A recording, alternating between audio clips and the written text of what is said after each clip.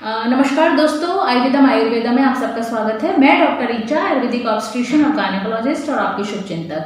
दोस्तों, let's talk periodically series के पहले वीडियो में आज जो मैं पहला टॉपिक आपसे डिस्कस करने वाली हूँ वो है डिस्मेनोरिया, यानी कि पेन ड्यूरिंग मेंस्ट्रुएशन, माहवारी के वक्त होने वाले दर्द।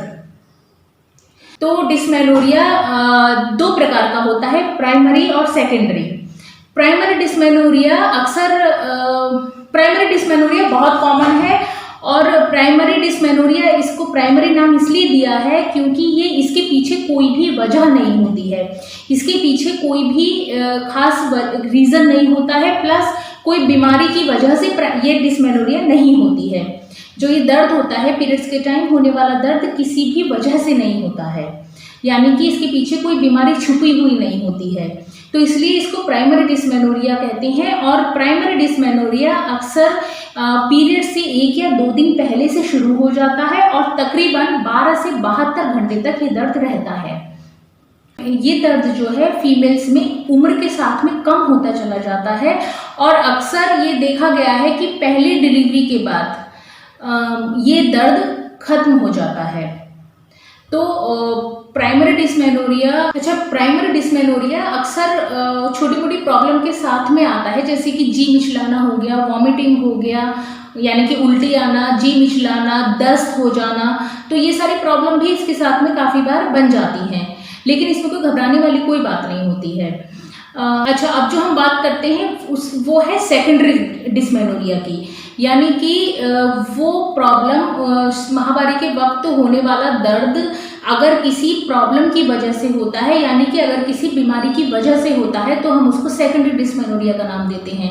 क्योंकि सेकेंडरी डिस्मेनोरिया अक्सर उनमें देखा गया है जिनमें बहुत सारी समस्याएं बनी होती हैं, जैसे कि PID हो गया, पेल्विक इन्फ्लेमेटरी डिजीज, यानी कि यूट्रस में होने वाला इन्फेक्शन जो कि धीरे धीरे करके जो उसके साथ के जो ऑर्गन्स होते हैं, रिप्रोडक्टिव ऑर्गन्स होते हैं, उनमें फैलता चला जाता है।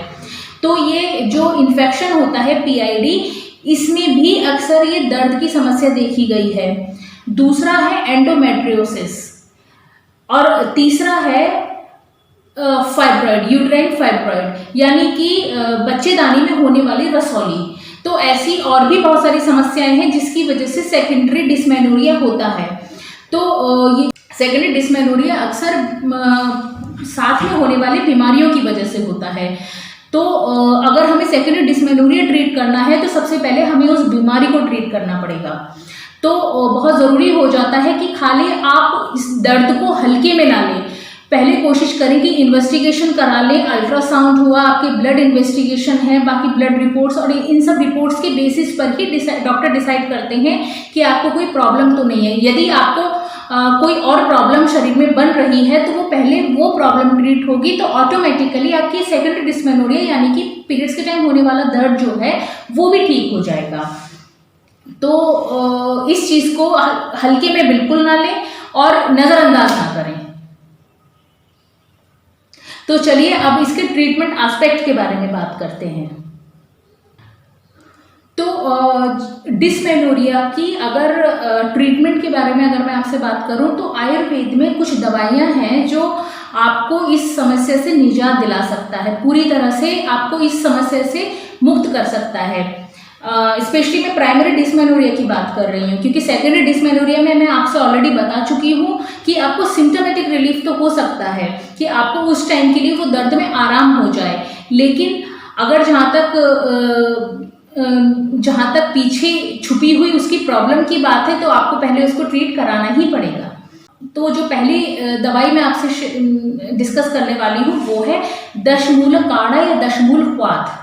तो दशमूल क्वाथ या काढ़ा आपको बहुत सारे ब्रांड्स में मिल जाएगा, जैसे कि डाबर है, बैद्यनाथ है, तो ये बहुत सारी कंपनीज हैं जिनमें आपको ये मिल जाता है। ये जो कॉमन जो मिलने वाले अवेलेबल जो ब्रांड्स हैं, मैंने आपको उसके बारे में डिस्कस कर दिया। अच्छा, अब इसको लेना कैसे है देखते हैं। इसको जो है 3 चम्मच आपको आधे गिलास पानी में मिक्स करना है और उसको खाने के बाद पी लेना है। तो इसको आप कम से कम 2 से 3 महीना लगातार इसका सेवन करें और उसके बाद में आप देखेंगे कि आपको फिर बिना दवाई लिए ही आपको दर्द में आराम हो जाता है। अच्छा, दूसरी जो मेडिसिन है वो है हिमकोस्पास। हिमकोस्पास हिमालय कंपनी की आती है, कैप्सूल फॉर्म में आती है और इसको आप 2 कैप्सूल खाने के बाद सुबह शाम ले सकते हैं। 2 कैप्सूल 2 बार दिन में सुबह शाम ले सकते हैं। तीसरा है Evecare syrup. Evecare syrup भी हिमालय कंपनी का आता है। इसकी आप 2 चम्मच सुबह शाम 2 बार खाने के बाद ले सकते हैं। अगर आप ये सिरप टैबलेट फॉर्म में भी आता है ये, तो इसको आप कम से कम 2 से 3 महीना लगातार इसका सेवन करें और उसके बाद में आप देखेंगे कि आपको फिर बिना दवाई लिए ही आपको दर्द में आराम हो जाता है। तो इसकी डोज है 2 चम्मच दिन में 2 बार खाने के बाद।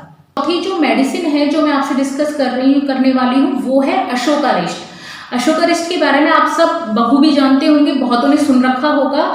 तो ये मेडिसिन कैसे लेनी है चलिए मैं बताती हूँ। इसकी आप 3 चम्मच आधे ग्लास पानी में मिक्स करके खाने के बाद कम से कम दिन में 2 से 3 बार जरूर लें। अच्छा, अशोकारिष्ट कम से कम आप 3 महीने कंटिन्यूअस लें। अच्छा, अशोकारिष्ट जो है बहुत सारे ब्रांड्स में आता है, जैसे कि वैद्यनाथ है, डाबर है और दूध पापेश्वर है और भी बहुत सारे ऊझा है। तो ऐसे बहुत सारे ब्रांड्स हैं जिसमें ये अवेलेबल है। तो आप किसी भी ब्रांड का जो आपके आसपास अवेलेबल हो आप परचेज कर सकते हैं, आप खरीद सकते हैं। शंखवटी भी आपकी वैद्यनाथ, दूध पापेश्वर जैसी कंपनीज में मिल जाती है। इस वटी की कम से कम 2 टैबलेट सुबह शाम खाने के बाद लें और इस कोशिश करें कि अपनी डेट से कम 1 वीक पहले ये मेडिसिन आप स्टार्ट कर दें। ये तो थी कुछ मेडिसिन के बारे में। ये मैंने बहुत ही चुनिंदा मेडिसिन के बारे में आपको बताया है। इसके अलावा बहुत सारी ऐसी मेडिसिन हैं जो अवेलेबल है मार्केट में। अच्छा, अब मैं बात करती हूँ घरेलू उपचार की, घरेलू उपायों की। तो आप घर में एक तो आप सिकाई कर सकते हैं अपने पेट की। पीरियड्स के टाइम पे यदि बहुत ज़्यादा दर्द हो रहा है तो आप घर में पेट की सिकाई भी कर सकते हैं। उस सिकाई के लिए आपको क्या करना है कि एक तो हीटिंग पैड आता है, चाहे आप उसका इस्तेमाल कर सकते हैं। दूसरा, अगर हीटिंग पैड घर में नहीं है तो आप गर्म पानी में कॉटन के कपड़े को भिगोकर डिप करके निचोड़ कर उससे भी सिकाई कर सकते हैं। दूसरा है हर्बल टी। आप घर में अगर आपके हर्बल टी है, ग्रीन टी है, तो आप उसका सेवन जरूर करें कम से कम 3 दिन में 3 बार। फिर मैं बात करूंगी एक काढ़े की जो आप घर में बना सकते हैं। उस काढ़े में आपको क्या क्या चीजें लेनी है नोट कर लें। उसमें आपको लेना है 1 चम्मच सौंफ, 1 चम्मच मेथी, थोड़ा सा छोटा टुकड़ा अदरक का, कुटा हुआ अदरक छोटा टुकड़ा, आधा चम्मच अजवाइन और 5 से 6 पत्ते तुलसी के। इसे 1 गिलास पानी में उबालें और जब तक वो आधा रह जाए तब उसमें थोड़ा सा हनी मिक्स करके पी लें। 3 बार कम से कम इस काढ़े को पिए, आराम मिलेगा। अच्छा, कुछ चीज़ें हैं जिनका आपको इस दौरान, अगर आपके पेट में दर्द रहता है पीरियड्स के टाइम पे, तो आपको उनको थोड़ा सा अवॉइड करना है। जैसे कि कॉफ़ी है, कॉफ़ी का सेवन आप कोशिश करें कि ना करें। आइसक्रीम ना खाएं, ठंडी चीज़ें बिल्कुल भी इस दौरान इस्तेमाल ना करें। तो ये कुछ चीज़ें। अच्छा, बासी खाना बिल्कुल नहीं खाना है, ताज़ा गर्म बना हुआ खाना ही खाएं और न्यूट्रिशियस चीज़ें, मतलब आप आहार में आप अपने न्यूट्रिशियस डाइट ले सकते हैं। हरी सब्जियों का सेवन करें और ताज़ा खाना ही खाएं। इन सब चीज़ों का विशेष ध्यान रखेंगे। अच्छा, एक और चीज़ जो मैं आपसे कहना चाहूँगी वो ये कि आपकी डिस्मेनोरिया प्राइमरी है या सेकेंडरी है, इसका पता लगाने के लिए आपको इन्वेस्टिगेशन, एक तो अपने डॉक्टर से कोशिश करें कि अपने डॉक्टर से मिलें। अच्छा, दूसरी चीज़ इन्वेस्टिगेशन जरूर करा लें, जैसे अल्ट्रासाउंड है, ब्लड रिपोर्ट्स हैं, ये सब जरूर करा लें। तो इसमें अगर कोई समस्या आती है तो कोशिश करें पहले उस समस्या का इलाज करवाएं, उसके बाद ही ऑटोमेटिकली आपकी समस्या ठीक हो जाएगी। अच्छा, और एक बात जो मैं आपसे कहना चाहूँगी वो ये कि काफ़ी बार कुछ लेडीज़ में पेन इतना सीवियर होता है कि उनसे कंट्रोल नहीं होता है।